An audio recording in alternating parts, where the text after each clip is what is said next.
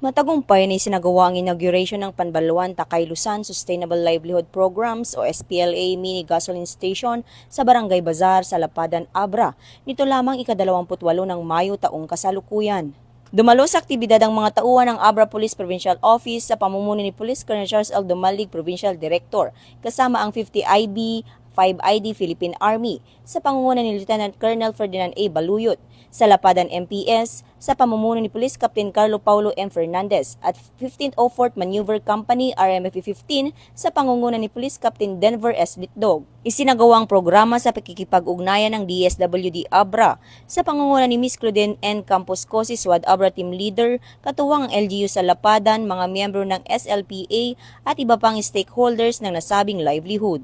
Sa nasabing programa, tinalakay ni Ms. Campos Cosi ang layunin ng proyekto at dahilan ng pagpili sa Barangay Bazar bilang benepisyaryo. Binigyang diin naman ni Police Colonel Dumalig ang kahalagahan ng pagkakaisa at kooperasyon ng komunidad at pamahalaan para sa patuloy na kapayapaan at kaunlaran sa Abra. Pinangunahan din ni Police Colonel Dumalig at Lieutenant Baluyot ang oath of support para sa mga programa ng pamahalaan at pagkondena sa CPP, NPA, NDF.